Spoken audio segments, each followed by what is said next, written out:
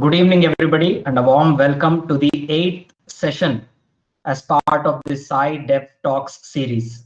Now, this is a unique platform where the alumni of Sri Sathya Sai educational institutions who are employed in various organizations working in the social and development sector come on to share their journeys, learning experiences, and insights gained. And for this session today, we have a very unique speaker, Shri Rahul Bhaskar. I would like to provide a short introduction about him. Now, Rahul Bhaskar is currently the Senior Sales Manager at GPS Renewables. This is a company that's registered and operating out of Bangalore. It is a full stack renewables oil and gas company. Rahul Bhaskar works as a sales professional and he has more than 6 years of experience in selling technology and delivering turnkey engineering solutions across the domain of waste management and biofuel sector. Of course, prior to joining the sustainability industry, Rahul had a brief stint with the Tata Trusts. That was his entry into the social and development sector. And prior to that, post his graduation, he did work for a short while at Moody's. Rahul is extremely passionate about greening our energy sources. And there is nobody better than Rahul to talk to us about the potential of the biogas and what role it plays in terms of its contribution to our own overall energy basket. So without taking any additional amount of time, I warmly welcome Shri Rahul Bhaskar onto this platform and for this session. And I sincerely thank him for making time to address all of us. He will be speaking to us for about 30 to 40 minutes at first. And as and when he gives us opportunity, we can ask our questions and he'll be very happy to interact with us to the extent possible. Over to Shri Rahul. Thank you, Gadi brother. I really appreciate that brief bit of introduction about myself. Just one point that I wanted to correct from what you said is that I probably may not be the best person. I think there are a lot of others who have a better grasp on the entire subject, from whom I keep learning on a daily basis, from all of you, in fact, from whom I expect to also learn from out of this session. But anyways, thank you for inviting me to speak about CBG or compressed biogas on this platform today, something that I personally am working with on a daily basis, apart from that being my bread and butter, to put it very crudely. That is something, or as you had put it previously, I think sustainable fuels or green fuels today, whose objective is essentially energy transition, or to green the entire energy source which is prevalent or which drives economies today, has been my primary passion. I've always believed that I never wanted to work per se, just for the heck of earning money in the first place. It has always been about doing something that I am really passionate about, and something that engages me, and something that drives me. And that is why, brothers and sisters, first and foremost, Sairam to all of you. Thank you for taking time out on a Saturday and congregating here so as to hear my 2 cents, my opinion about the industry, about my opinion about the biogas industry in the country today, which is catapulting at a very fast pace. Thank you for joining in. Let's see if I make if I do justice to your time. But otherwise, apart from what Gadi brother just mentioned, I typically prefer my sessions, or wherever I am presenting, to be more of an interactional sort of session. So at any point in time, with the permission of Brother Manoj, if any of you have any particular questions regarding what I am saying or what I am presenting, or even if you want to correct me at any point in time, please feel free to raise your hands, and we can engage that way. Yes.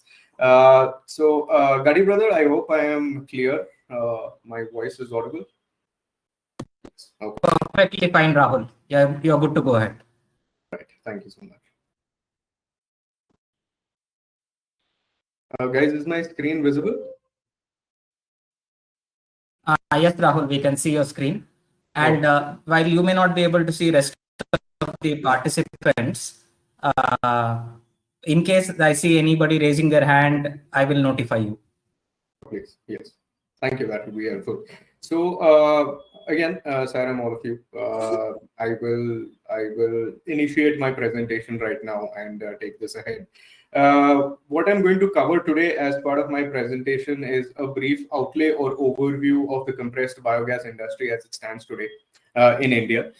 While probably I will not be able to cover the entire gamut of things that is happening, which is also happening at a very fast pace today in the short span of 30 to 40 minutes that has been allotted to me. I will try my best to skim through the entire industry, through what is happening in the industry today, the drivers of the industry per se, the development in terms of plants being set up for compressed biogas.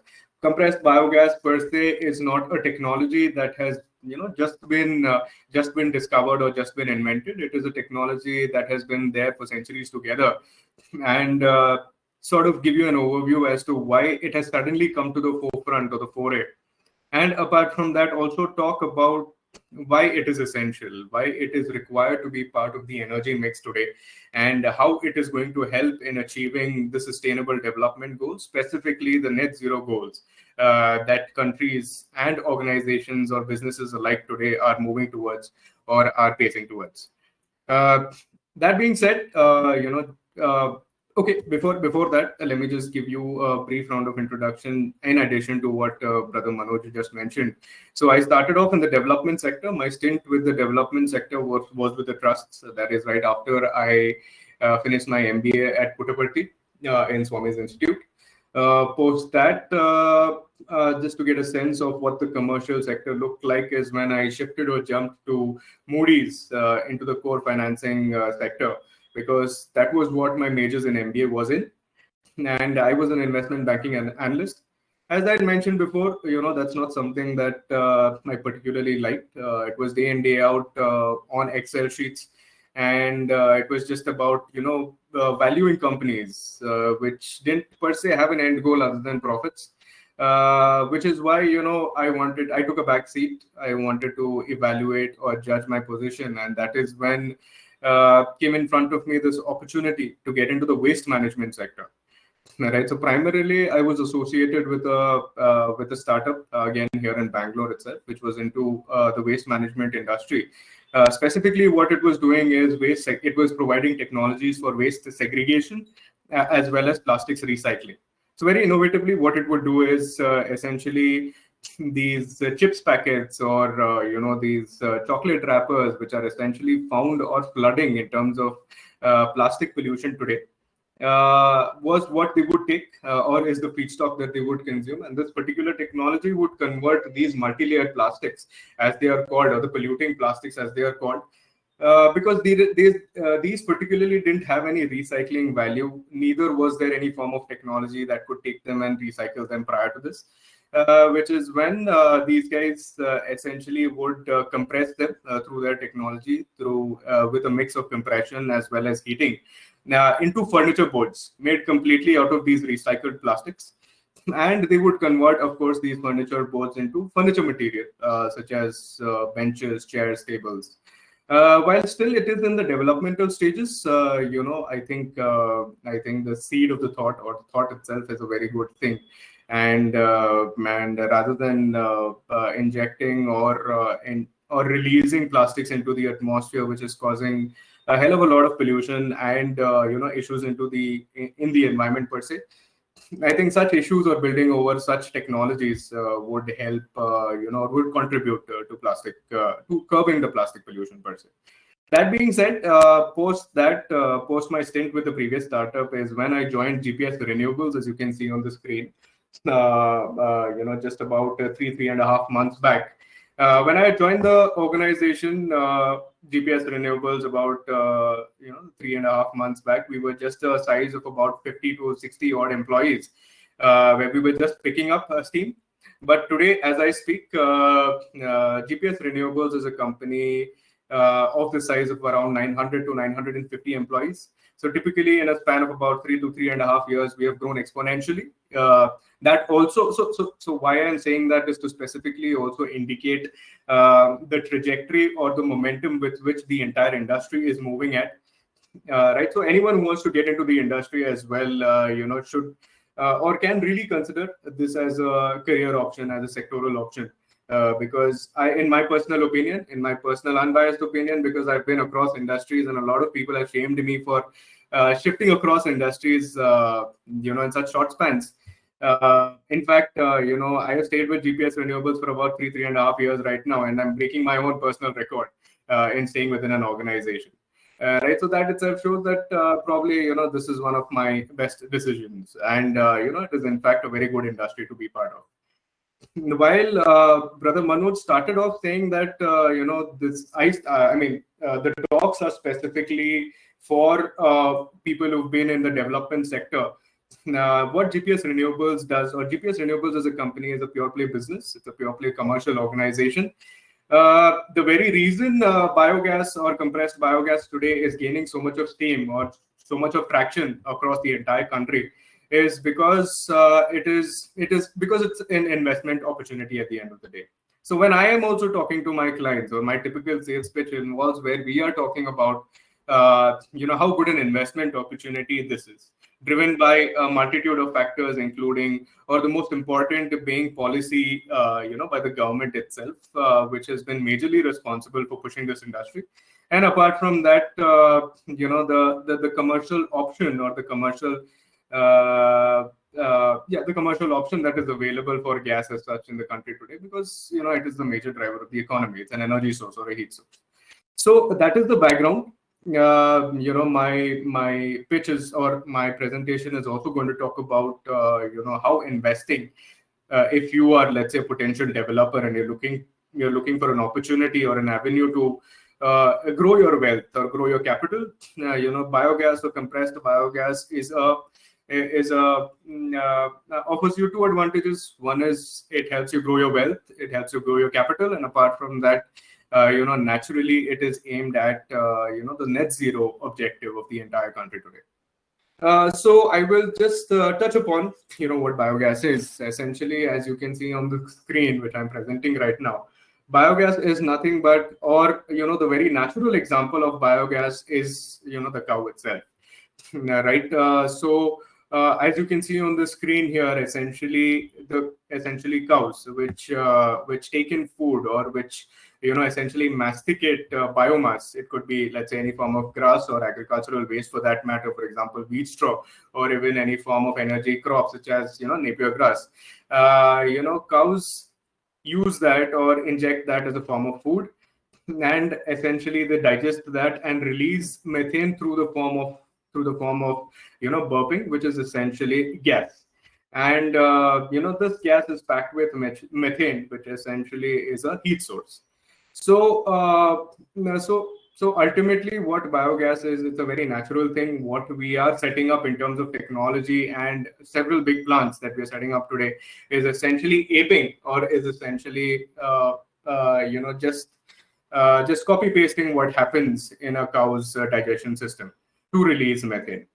So biogas is nothing but it's a form of gas that is essentially a combination of methane, or CH4, and carbon dioxide, along with certain traces of sulfur, as well as nitrogen dioxide, as well as a little bit of moisture. Now, biogas as a process happens in the absence of oxygen, and that is why the base process, or the base bioprocess that's used, is anaerobic digestion. So essentially, biomass or organic matter, be it your food waste that comes out of your houses, or be it agricultural waste, which can be paddy straw, which can be any thick or any variety of biomass, is digested in the absence of oxygen, or through anaerobic digestion, essentially to release biogas, which is nothing but methane-rich fuel, which can be used for heating, or which is a gas which can be used for heating purposes. Typically, natural gas per se offers a calorific value of about natural gas ultimately, which is extracted from fossil fuels today, which is used as a source of combustion or heat. offers a calorific value of about 55 to 60,000 kilojoules per kg. Whereas biogas ultimately is nothing but the same molecule. It is methane itself, which offers around the same average calorific value, and essentially can be used for replacing natural gas in the energy stream or the energy basket today. Now, coming to why it is being such a big hype. Hype being, probably because so one of the questions I received before this particular presentation was someone tagging it or branding it or naming it as a hype. But coming down to what's actually happening on ground, the reason for the government of India today pushing compressed biogas at such a large scale is essentially two-pronged. One of the most important things, of course, apart from the sustainability or the net zero angle to it, is, of course, in order to make India energy independent today. By energy independent, what I mean is this. Today, India is one of the fastest growing economies, which is growing at breakneck speeds, as of course all of you are aware of, and of course as all of you are contributing to. So in order to keep up with this pace of growth, naturally the energy requirements, which is your mainstay, or which is the basis for your growth in the economy, is going to double, or it's in fact tripled over the consumption levels that have been seen about, let's say, a decade or two back. Right. So currently, for our energy requirements or for our fuel requirements, we are heavily dependent on the West, particularly in the case of gas. In the case of natural gas, we are dependent on countries such as Russia, Qatar, in the Middle East, for importing LNG, or liquid natural gas, which is essentially a source of energy. On the other side, of course, you can see a lot of these countries in the West especially are going through a lot of wars, a lot of political volatility, which is essentially a massive risk factor for us as a country. We, as a growing economy, of course, would not want to have any sort of loopholes or ups and downs. And that's why depending upon anyone else would affect our quantities of imports that we are doing, and also would affect us or impact us in the form of price movements or price volatilities that are happening. So one of the major reasons why the government today is pushing CBG as a sector is essentially to reduce import dependency and make ourselves energy independent. Now, India, being an agrarian or an agricultural first economy itself, has massive potential for gas in the first place, because of course, the tremendous amount of biogas or biomass that is available, which can be converted or extracted into gas and can be used or can be a direct replacement for a natural gas. So while import dependency is the first priority factor for the government of India today to shift towards compressed biogas, of course, it is the net zero target. In COP21 is when India committed at the global level to achieve its GHG or its net zero GHG emissions by the year 2070.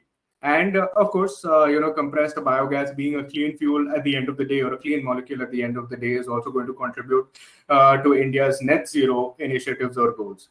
So therefore, CBG is growing at a massive scale, primarily because of achieving energy independence, and secondly, because of achieving India's net zero targets. As you can see in this particular screen, this is more to talk about how it is a cleaner molecule and how it is an example of a circular economy. As you can see on the right side of the screen, biogas or conversion of biomass into bio-CNG today is a perfect example of circular economy.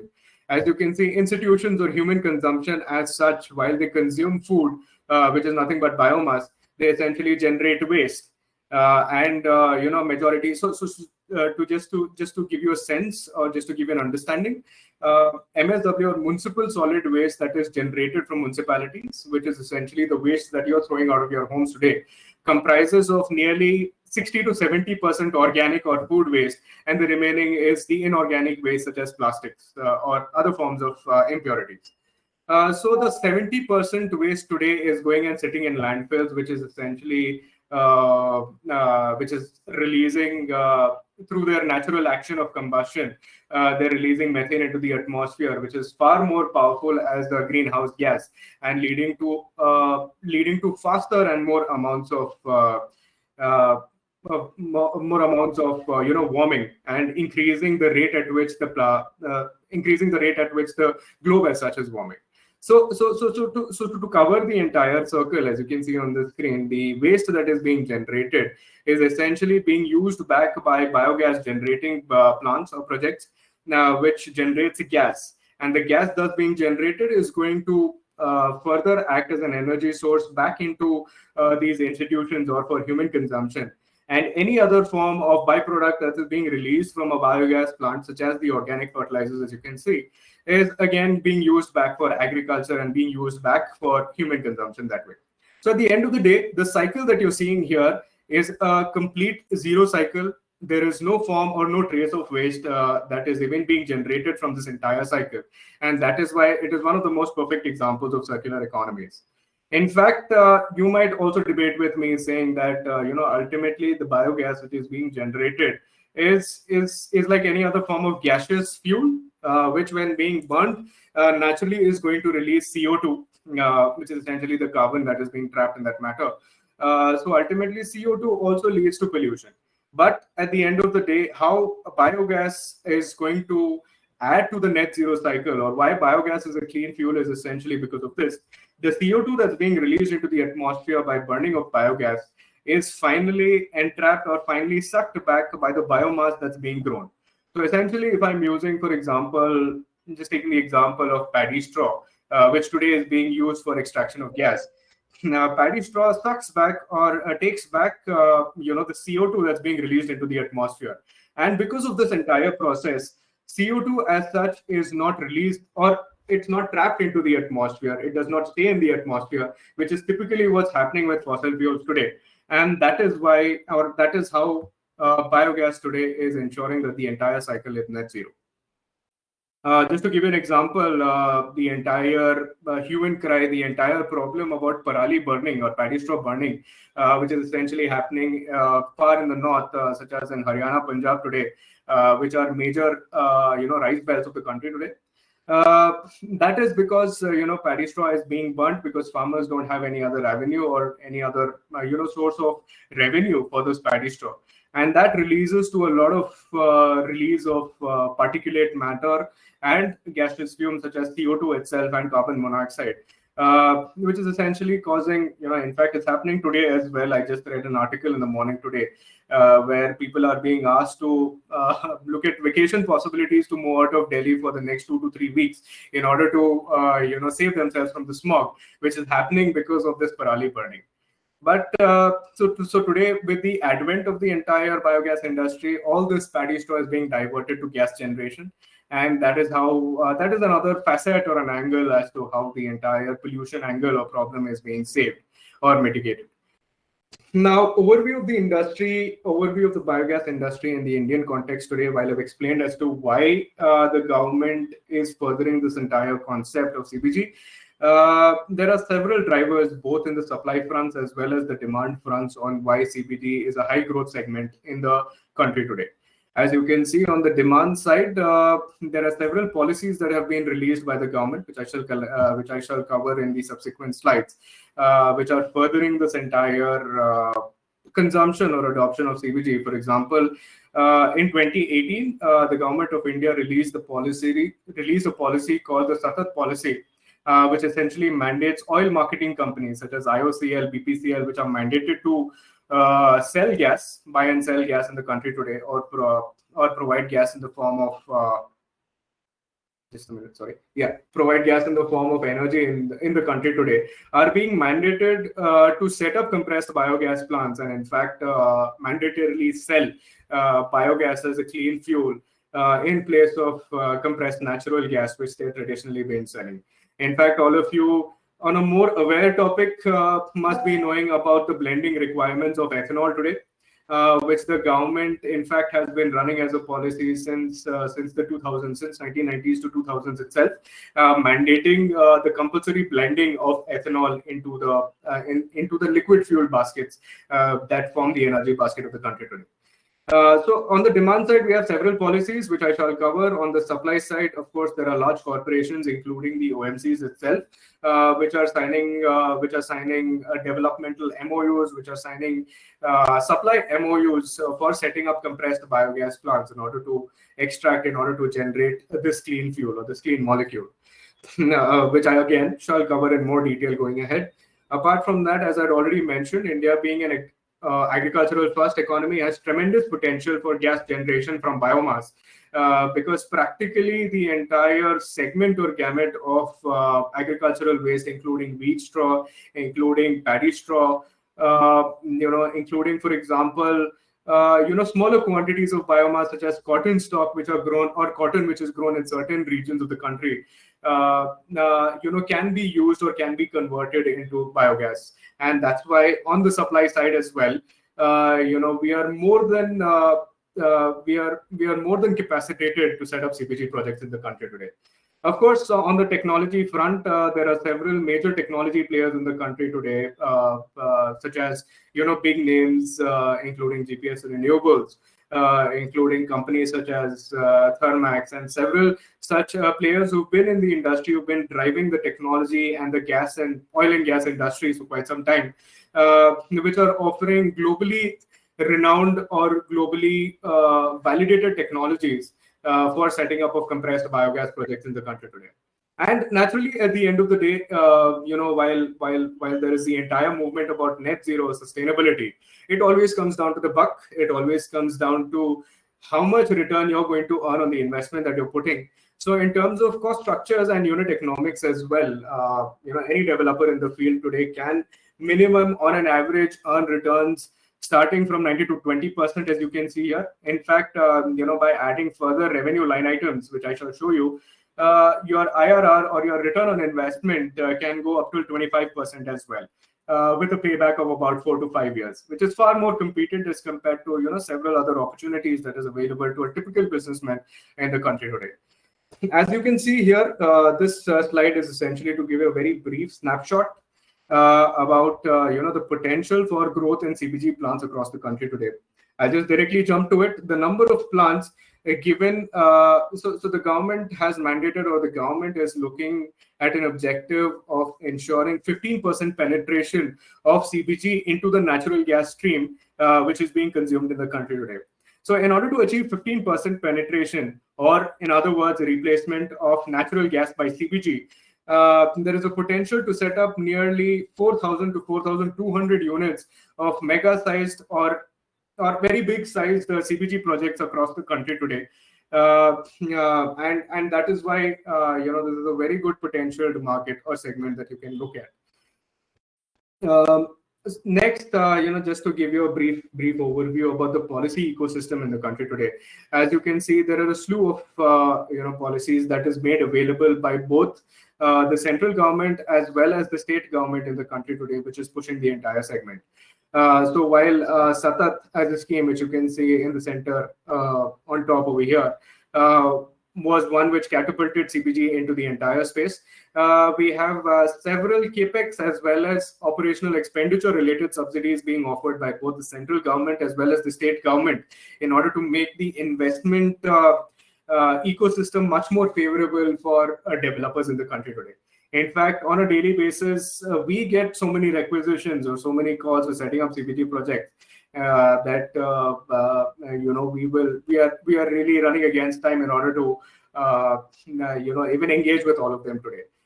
So that being said, we have the central financial assistance by the Ministry of New and Renewable Energy, as you can see on the top left corner, which offers up to 10 CR in subsidy for setting up a CBG project. Apart from that, we have financial subsidies provided, or Capex investment related subsidies being provided by states as well, which even run up to about 40 CR for any developer who's setting up CBG projects today. Apart from that, there are taxes that have been lowered. So just about 3 to 4 months back, the government has announced a reduction in the GST rates for setting up CBG projects for the Capex investment in setting up the CBG projects to 5%, while erstwhile it was hovering at around 12 to 18%. So apart from the Capex as well as Opex related subsidies that are available on the supply side or on the sales side, once you set up a CBG project, the compressed biogas that's being generated can be sold in the market, for which price slabs have already been set. So typically, competitively today, the minimum price at which CBG, if I have to tell in terms of rupees per kg, is being off-taken in the market is at about 70 to 80 rupees, where it is being off-taken by OMCs or oil marketing companies. So, brothers and sisters, while all of this might seem to be very, siloed information that I'm giving to you, probably at the end of the session, we can all collate it together and understand it, from an overarching and an altogether perspective. Even otherwise, I'm always within a cause distance away from you. So anytime you want to pick up and call me, or have any queries, or want to engage in any discussion regarding CBG, of course, please feel free to contact or reach out to me. As you can see on the screen, just to give you a highlight, these are the few major states in the country today which have been very proactive in terms of their CBG policy support. For example, you can see states like Uttar Pradesh, which has been on the forefront, or which has been the most proactive, offering capital subsidies up to 21 CR. We have Madhya Pradesh offering capital subsidies up to 43 to 45 CR, and several such other states.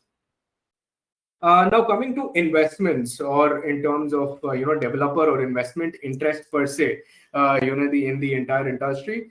Now, of course, the biggest developer in the country today is Reliance Industries Limited, which in itself is a major oil and gas player. Reliance Industries itself has taken about 3,000 to 4,000 crores today in development of or in setting up of CBG projects. Currently, as we speak, Reliance itself is executing nearly 55 such large-scale projects where they have staked or invested up to 10,000 to 15,000 crores of capital into setting up or developing these CBG projects. Apart from that, you must have seen a slew of news articles or PR which has been released, where Reliance has committed, for example, in Andhra Pradesh, nearly 65,000 crores in the setting up or development of CBG projects in order to further this entire movement. Apart from that, of course, we have the main primary, oil marketing company players such as IOCL itself, which is currently in the pipeline of developing or setting up 30 CBG projects. And naturally, we have the much bigger names as well, such as HPCL, BPCL, Oil India Limited, GAIL, Petronet, even bigger corporates such as Maruti Suzuki, Ever Enviro, Ampere, JK Papers, etc., which is setting up or which is executing CBG projects at a very fast pace. So just to give you a broad overview of the investments in the ecosystem, there is massive amount of fund inflow that is happening into the entire sector, and that too which is being backed by massive brands or trusted brands. And that is why fund flow into the industry today is happening at breakneck speeds.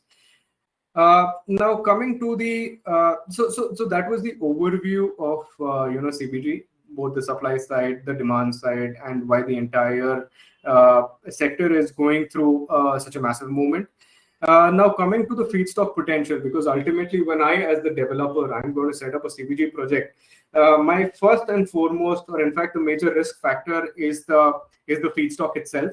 Now let's say I set up a CBG project, I put in 120 crores to set up a CBG project, and ultimately if my feedstock itself, which is the very source of gas, is something that I am unsure of or has not been fixed for me, that particular investment becomes a dead elephant in the room, and essentially my entire investment becomes a sunk cost. So starting from the start point as to why should anyone think about CBG in the first place, India, as I had mentioned, is an agricultural first economy which has nearly 202 million tons per annum of agri residue that's available in surplus, and that can be diverted to CBG generation. This slide just gives you a brief overview or a snapshot as to the major sources of biomass that is available across states in the country today. For example, Punjab, Haryana up in the north, as well as Uttar Pradesh are major producers or major supply areas for paddy straw, which can be converted to biogas. Then we have Uttar Pradesh, which is a major. We have Uttar Pradesh as well as Maharashtra, which are major sugar belts, whose residue can essentially be converted to biogas. Then, of course, we have down south Karnataka as well, which is. Which has a good amount of sugar growth happening in the north side of Karnataka, which can also be diverted for generation of compressed biogas. Down south in Andhra and Telangana, there is massive amounts of paddy straw or paddy that's being grown. And that's why the potentials is massive, which can also be seen with the amount of state policies that are coming out in these particular states. Now coming to, so what I had spoken till now was about the agri residue or the agri surplus that's available. But apart from that, of course, India as a country, every municipality generates a huge amount of municipal waste as well, which can easily be diverted into generation of compressed biogas. Again, this particular slide gives you a brief snapshot as to the amount of waste that's being generated on a daily basis and thus on a per annum basis, which can be used for CBG or compressed biogas generation. And all in all, the potential is so much that at least 5,000 to 10,000 metric tons per annum of compressed biogas, in fact more, can be generated from the waste itself that is available in the country today. Just to give you, again, just to run you all through what GPS Renewables, because I myself represent GPS Renewables, which is one of the foremost technology and engineering companies in the space today. As Brother Manoj initially introduced, GPS Renewables introduces itself as a full stack renewable oil and gas company, which offers a slew, or which offers the entire stack of technology, EPC, as well as operations and maintenance services for setting up a typical compressed biogas project. Apart from compressed biogas, GPS Renewables is slowly entering into ethanol, green hydrogen, and other forms of green fuel as well, such as sustainable aviation fuel. But today, given the entire push around CBG, that has been our primary focus in the country today. What GPS Renewables is doing in terms of the entire stack, in terms of technology and R&D, we have massive movements that has been going on. We have technology tie-up with multiple research institutions such as Tamil Nadu Agricultural Research Institutions, Agarkar Research Institutions, which are one of the foremost biomass or biogas research institutions in the country today. We have several patents to our name in the sector. GPS Renewables per se was started in the year 2012 by two IMB graduates, classmates by name Mr. Manoj Chakrabarti and Mr. Sri Krishna Shankar. And since then, the company has been growing to the size today. And GPS Renewables, as we speak today, is a 2,000 crore company, which has been growing by leaps and bounds. Apart from that, of course, we have our capacities across project execution, across project development, across specialized products as well, which we separately offer under our brand gamuts. In terms of project development, GPS Renewables has recently entered into joint ventures or joint venture companies with IOCL, which is the largest oil marketing company in the country today, with whom we are seeing a pipeline of about 30 projects or a total capital outlay of about 2,000 to 3,000 crores in terms of CBG investments. We have also set up joint venture companies with BPCL, Oil India Limited. We have a capital conditional commitment from even SAF1, which is a Dubai-based sustainable aviation fuel developer for setting up sustainable aviation fuel projects in the country today. Apart from that, recently, Sojitz Corporation, which is a primary Japanese investor, has staked or put in nearly $400 million or about 400 CR into the company today, where we have raised equity for developing CBG projects. Apart from Rahul, that, yes. Yeah, sorry to interrupt. I just wanted to let you know that we're about 40 minutes up. Accordingly, you can plan for the Q&A session. Sure, Brother Manoj. So this is about. I'm sorry, I think I slightly overshot my times, but as I mentioned, CBG is for me a bigger topic to cover in the first place. So I'll just try to skim through whatever is remaining. So that is about GPS Renewables. We are currently, as we speak, executing about 16 projects for Reliance. We have done 6 major projects in the country today, and we are looking at nearly 50 projects in the pipeline for development, where we have put in our own equity and we have raised several amounts of debt as well. That is a snapshot about GPS Renewables. Of course, pardon, but I have been focusing more on the bigger commercial aspects of CBG in the country today, and in terms of investments at a more retail level. We also have a product called the Bio Urja itself, which is a smaller or compact biogas unit, which can essentially process waste from retail entities such as hospitals, educational institutions, or even tech parks, which can process nearly, let's say, 1,000 to 2,000 kgs of waste per day to generate gas that can further on be used as kitchen fuel or heating fuel in the kitchens. Guys, I think that I would stop here, due to paucity of time as to what compressed biogas as an industry is.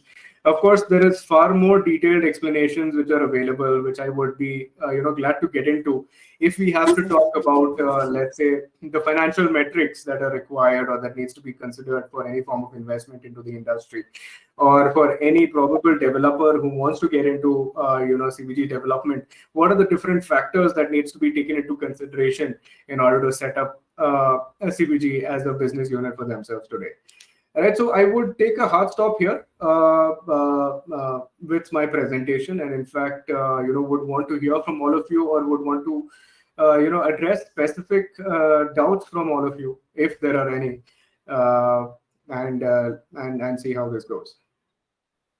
Couple of questions. During the registration itself, members had the opportunity to pose their questions, and one of them was to understand the unit economics. So in case you have it covered, or you could just go through that with us to understand what's the input cost, what's the operational cost, what's the capex, what's the kind of margin. Is there anything on that you can share, Rahul?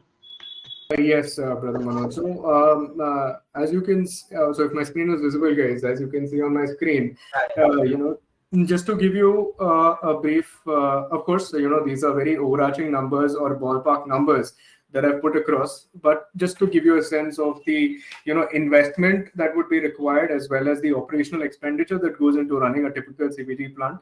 For this instance, I've taken a typical 15 TPD CBG project. By 15 TPD, I mean 15 tons or 15,000 kgs of biogas or CBG, compressed biogas generation on a daily basis. A plant that is sized at this capacity typically requires a technology EPC. So me as a company, GPS Renewables as a company, we offer technology EPC. We offer the entire package to set up the project. Starting from a clear piece of land where we erect the entire refinery till the time it is completely handed over to you. A typical TEPC or a turnkey solution would take up about 90 CR exclusive of taxes for setting up a CBG project. Along with that, of course, you have several developmental expenses you as the developer would require to fix on land, for example, fix on the feedstock that is required, fix on the gas offtake for your cell site.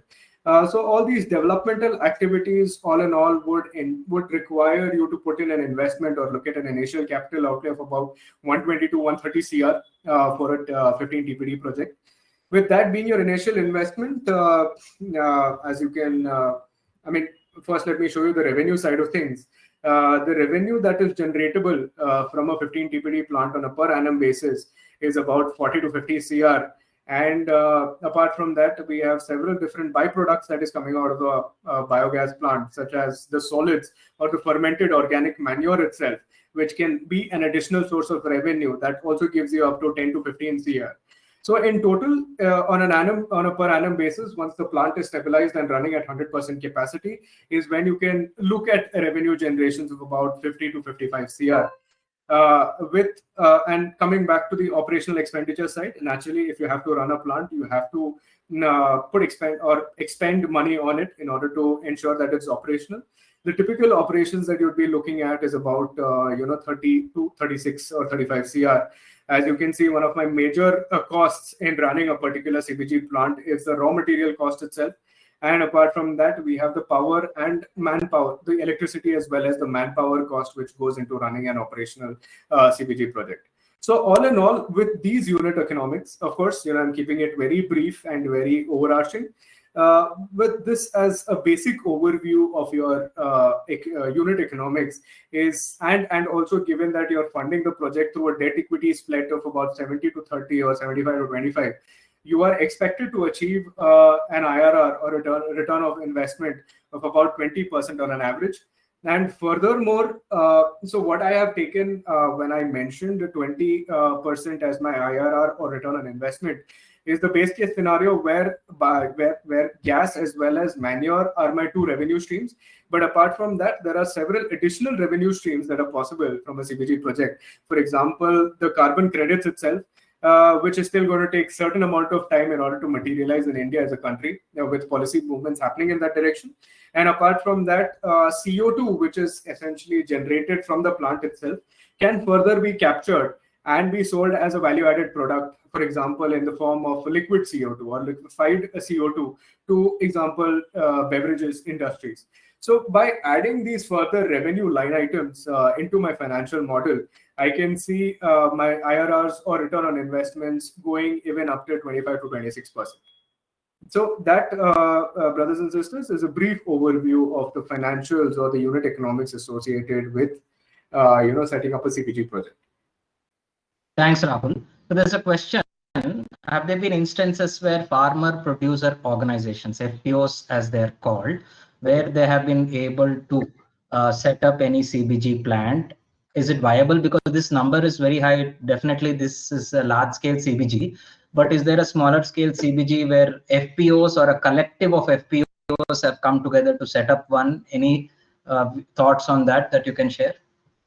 Brother Manoj, to be very frank about that and to tell you about what's happening on ground, with the level of technology maturity or the technological innovations that are available in the market today, through my conversations over the past 1 month, at least I've come to understand that, in the smaller scales, where in the smaller sized projects, there's a lot of technology innovations that are required, R&D innovations are required in order to make the entire plant outlay as such much more feasible. But when we are looking at an investment point of view, the minimum size that ensures that my investment is viable in the first place is a 10 TPD project, right? A 10 TPD or a 10,000 kg per day CBG output project, which makes it financially viable. So I myself, I work for the development side of things as well. We worked on financial models and seeing how the financial models flow with the current technology or the cost of technology that's available, as well as the operational expenditures required to run CBG projects. A minimum size of 10 TPD is required, for which you would have to look at a minimum capital size of about 60 to 70 CR. Now, in order to ensure that the capital burden on someone who's investing on it is far lower, of course, there is debt that is much easily available from bankers today for financing CBG projects. Of course, up to 70 to 80% of the capital cost or the capital investment can be funded through debt. And the remaining 20% will need to be put in the form of, Capex. So if I'm looking at, a 60 CR project, nearly 15 or 12 to 15 CR to 20 CR would be required as initial capital for someone to set up a CBG project, if I'm looking at financial viability as my prime motive or IRR as my prime motive. Apart from that, naturally, as I had mentioned, we also have capital subsidies flowing in from state as well as central levels, which further adds on to the viability, which will further reduce the Capex burden on someone. But I doubt anyone, or I have not seen such use case, and it will be very difficult for someone at the farmer producer level, unless capital is accumulated or collated, which can help them in setting up a financially viable CBG project.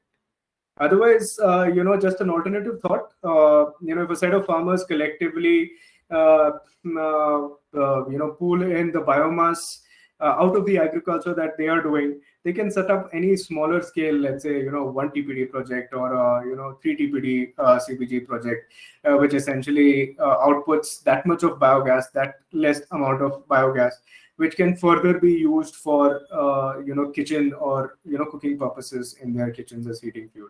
But that as such is just a utility use case per se. There are not financial savings or a good financial return that can be achieved at that scale as per the systems that are available in the system today. Yes. Rahul, that was a very detailed explanation. We are also hearing this cultivation of Napier grass, as it is called, Yes. and people are positioning that to be an alternate to feedstock. But then again, there is also a debate saying if we have to cultivate Napier grass, then will we have to then forego cultivable land, which is otherwise has to be used for food? Will Napier grass significantly alter the unit economics in favor of greater revenue or greater calorific value or CO2 capture, etc.? So some thoughts on this. Maybe some of us also don't know probably what this Napier grass is. So if you can just tell us a little bit about that as an alternate raw material. Sure, Brother Manoj. So to answer that question in multiple bits, first let me take the point of what Napier is per se. Till now, what I've been talking about is agri residue or biomass that is left over after agriculture or the harvest is done. In the case of paddy, for example, the straw that is left after harvest is what we are essentially, or what is agri residue and is being used for gas generation. Now the problem with or the issue with paddy straw, for instance, is that paddy maximum is grown or maximum is available in 2 harvests or 2 to maximum 3 harvests if I have to stretch it across the year. And essentially there is a gap period throughout the year when paddy straw is not available, for which I'll have to look at alternative or additional investments such as storing paddy straw for that matter. So in order to address this particular issue, in order to address this particular pain point in the first place, there is the alternative solution of Napier grass. Napier grass is essentially, or the other name for Napier grass is elephant grass, which can be searched around, is a perennially available source of biomass. By that I mean Napier grass as a grass can be grown throughout the year, and in much lesser favorable conditions as, let's say, would be required to grow paddy straw in the first place, right? So in essence, Napier is a grass or a form of biomass that's available throughout the year, and that way it can be a short form of feedstock for setting up a CBG project. Now that being said, to answer that second particular question, Brother Manoj, ultimately any CBG investments return would depend upon the output size. Now, for example, I showed you the example of 15 TPD CBG output. My returns would increase if I increase it to, let's say, 20 TPD CBG output, because the per unit price comes down. Now, but ultimately, my average returns are going to be the same, irrespective of any feedstock or agnostic of any feedstock. Right. So let's say while with paddy straw, I have certain additional investments to make. With Napier, the investments that I'm reducing for storage, which would have been the case in the case of paddy straw, is set off in the case of Napier, because for growing Napier, you would require that much additional land area. One of the issues with Napier is that Napier requires vast tracts of land for growing. Typically, if I am looking at an output size of 10 to 12 TPD CBG output as a project, the amount of land area that's required for growing Napier in order to feed this particular plant would typically be in the range of about 700 to 1,000 acres, right, to be on a very conservative estimate. So while in the case of paddy, you're getting the feedstock upfront, in the case of Napier, while it is perennial, you will require large tracts of land. And that is when, of course, coming back to the question posed by Brother Manoj, the third most important question, which is land versus, which is fuel versus food debate. In that case, so that purely depends upon the area survey that you're doing. So just to give you a very crude example, lately, just recently, I had gone to visit a particular site in Karnataka, which is slightly far from Bangalore. where there was large tracts of area available which can be used for Napier cultivation. There was no opportunity cost per se. For example, there was in the current baseline, there is no food that is being, or food crops that are being cultivated in that region, and that particular region is slightly in the hinterlands, because of which no opportunity costs exist even for let's say real estate development, if I have to put it that way, right? So currently, I as a developer also, taking into account the food versus fuel debate, I have chosen that piece of land where such kind of debate in the baseline has not been possible, and that is why I can convert that land for Napier cultivation, which can go on to feed CBG. That would be my current argument for something like that. But again, it's a very specific case-to-case basis. I mean, naturally, you can't take on lands of tracts of land which is currently feeding or generating food and convert that into Napier. That is a strict no-no for us as a developer as well. That is one of our major criteria which we go against. But yeah, it is a pure play case-to-case based evaluation that we'll have to do. Thanks again, Rahul. We'll give a few moments for the audience in case they have any question. They could feel free to unmute and ask. If there's no question from their side, I do have one or two more questions. We'll give them a minute or two to see if anybody would like to ask anything.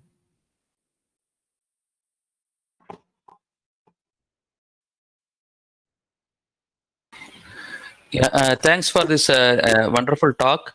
I was multitasking between a couple of things, but did we talk in the context of the kgs of the biomass to the ratio of the amount of energy we are able to produce? What is the multiplication factor involved here? Brother Sridhar, so for example, okay, so of course it differs from feedstock to feedstock. So in the gamut or the variety of feedstock that I typically mentioned during my talk, I've mentioned paddy straw multiple times because paddy straw today is seen as it's seen as one of the best feedstocks that's available for gas generation. One, because of its availability, and two, because of its biogas generation potential as well. Right. So in the gamut of feedstocks that are typically at play today, which is being used as feedstock for biogas generation, paddy straw is at the higher end of the spectrum. So for 1 ton of input paddy straw that I'm putting into my biogas plant for generation of CBG, about 12% of that is converted into pure play CBG or energy at the end of the day, which can be used for replacement of compressed natural gas. So essentially, if I have to feed in 100 TPD of paddy straw on a daily basis, I'm going to get an output of 12 TPD as CBG or compressed biogas, and 12,000 kgs of compressed biogas can be supplied into the market. That is the energy conversion factor on a very very overarching layer. Similarly, we have the entire segment or gamut of other feedstocks. So for example, I mentioned municipal solid waste as well. Municipal solid waste typically yields an output of about 4 to 4.5. 4 to 4.5 is still more aggressive, 3.5 to 4% of CBG output. We have something like cow dung, which has traditionally been or there's the tag of gobar gas for cow dung as well. I'm sure Brother Sridhar, you yourself come from that background, and you yourself, I think, have worked with biogas plants using cow dung as a feedstock. So cow dung is slightly on the lower rung because cow dung is a substrate that's already been digested in a cow's stomach, which is why generally it's on the lower side. It yields about 1%, 0.8 to 1% of biogas as compared to the other feedstocks. So in the spectrum, typically my municipal solid waste, my sugarcane waste, my cow dung typically falls on the lower side. I was about to ask the sugarcane one. I was asking also for the sugarcane. I am glad you mentioned that. How much is that? So, Brother Sridhar, for sugarcane, we have so we have the output of the residue from the sugar mill itself, which is called press mud cake, which is traditionally being used for biogas generation. Press mud cake or PMC generally yields about 4 to 4.5% at max in terms of CBG output. sugarcane waste per se, I mean the sugarcane itself, or the leaf waste per se, from the stalk or stem of the sugarcane itself, would, if I'm not wrong, yield about 7 to 8%. I'm not really sure about this number, but typically in that range is what we're looking at.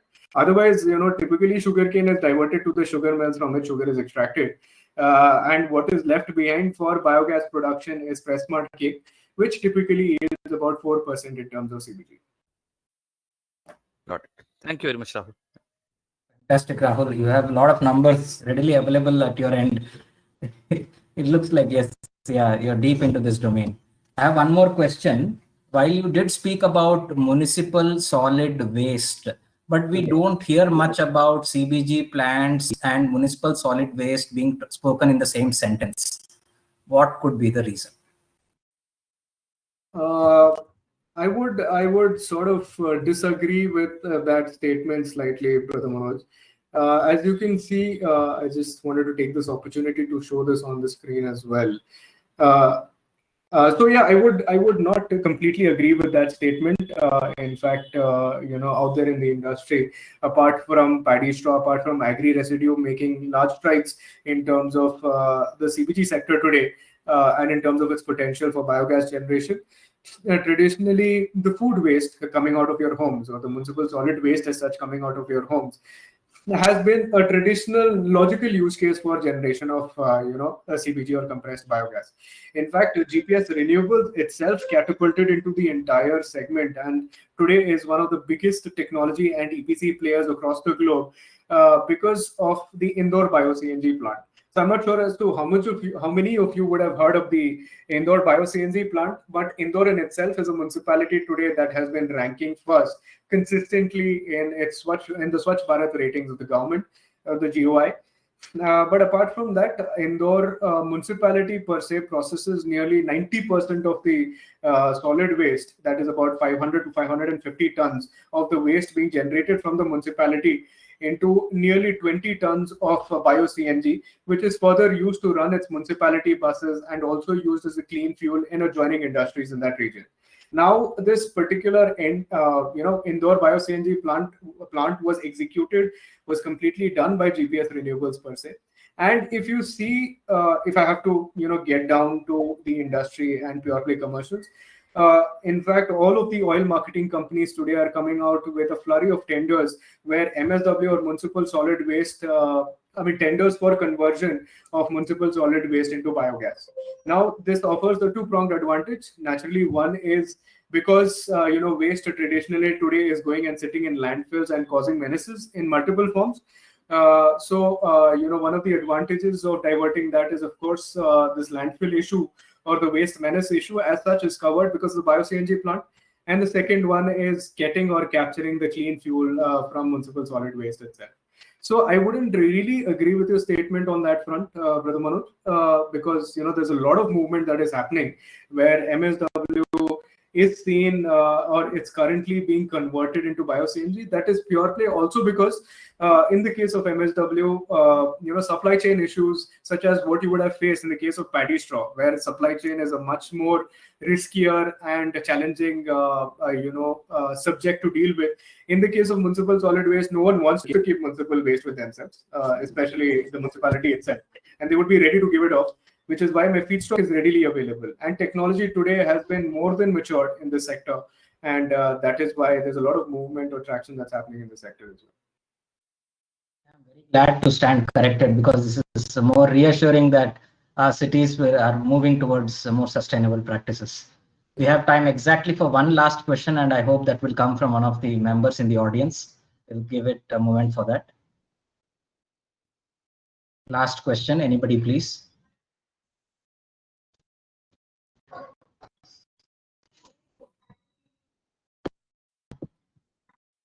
You may unmute and express your question. Yes, please.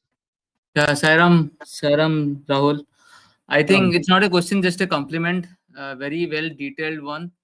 I think I look forward to connect you offline, because you are working on those lines, something with Bhubaneswar Municipal Corporation, and very soon we'll be connecting. So would be love to know that on the biomass front, what you told, that the 12% conversion in the rice, but I want to learn more on the fact that what is the challenge people have been facing, because we have been opportunity to work with almost 55,000 hectare land across in various projects in paddy cultivation.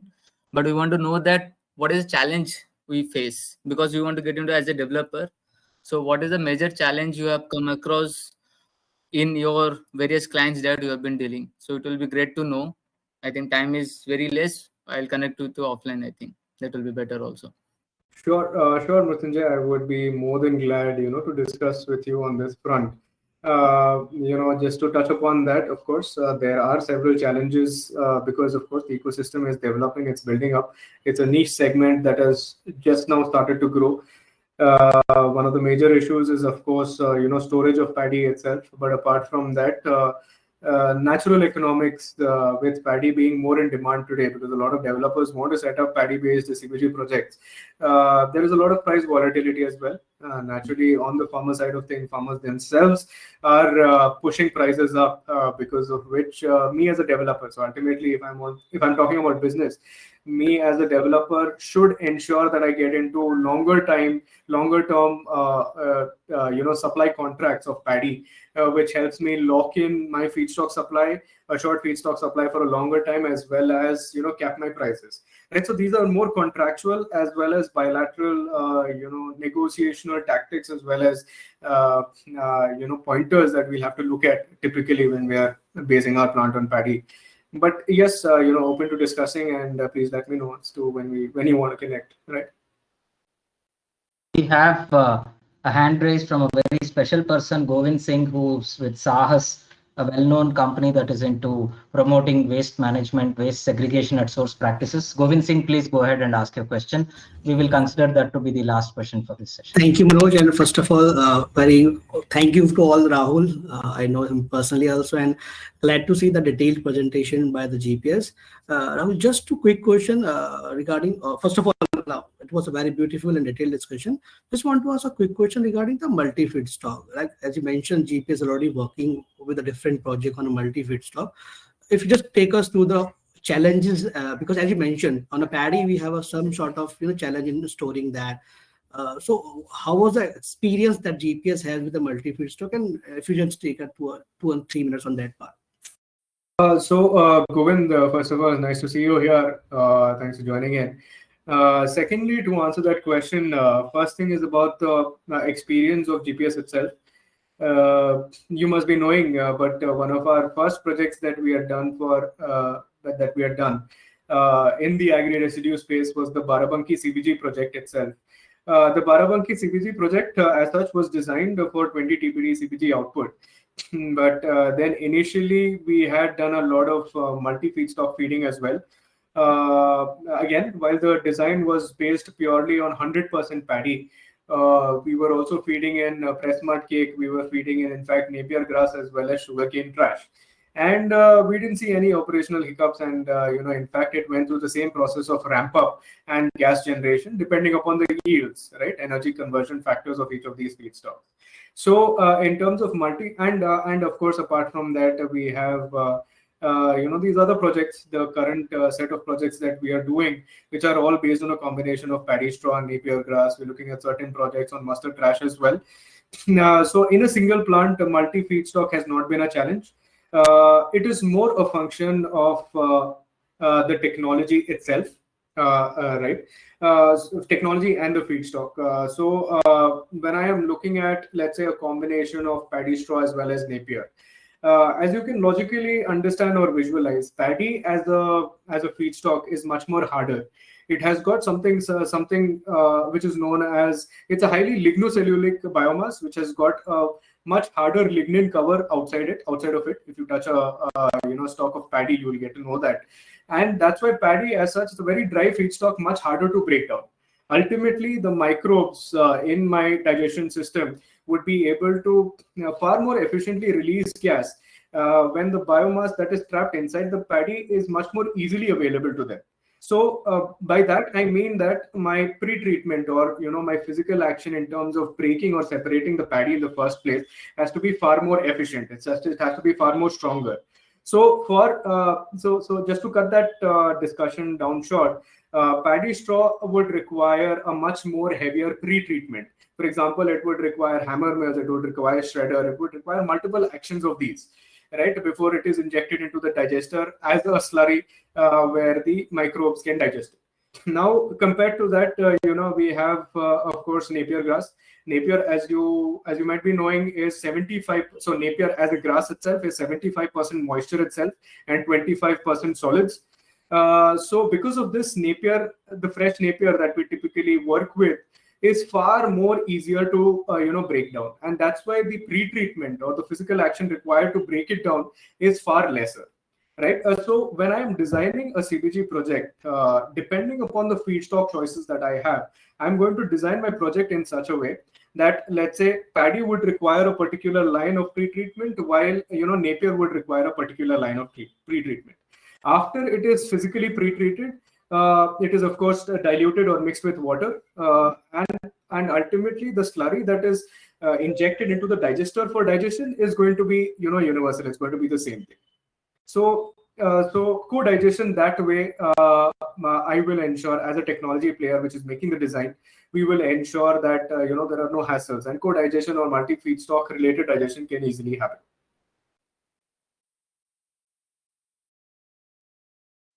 Thanks, Rahul. Thanks for the answer.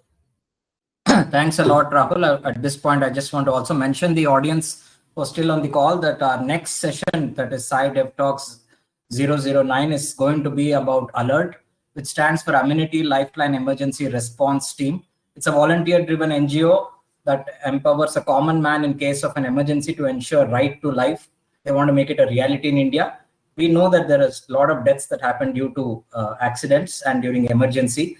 And this has been, Mr. Rajesh Trivedi has been a founding member in this particular organization, and he will be talking to us about his journey, and that too is going to be as exciting as today's session was. Coming back to today's session, thank you, Rahul. I think you spoke in one breath, like Shankar Mahadevan would sing in one breath, and yet you did not tire yourself. You were equally passionate at the beginning minute and towards the end, answering the last question. All of us are, we did not know, we hardly knew anything about the compressed biogas sector. And you have clearly given us an overview and also sparked the interest in all of us to go look up, read up, and probably also educate others who could possibly seek employment or who could possibly be made aware of such a great progress in our country. Thanks a lot, Rahul. We could have your final words and then we can conclude the session. Thank you so much, Brother Manoj, for even organizing this. I think hats off to you for taking the initiative, which I really appreciate. In fact, it's solely owed to you that probably such information, which I personally feel would have some sort of impact, can be further propagated. Really grateful. I am really grateful to you for giving me this opportunity, and to everyone present as well. Thank you for joining in. I hope this added some value for the time that you've invested here. Of course, as I mentioned earlier as well, anytime that you want to connect, please feel free to reach out, and we can engage, we can get onto a discussion and see whatever needs to be resolved. Thank you, friends, for making this session a success. Wish you all a good Saturday evening and a wonderful Sunday ahead. Thank you, and we are closing at this. Thank you, and good evening once again.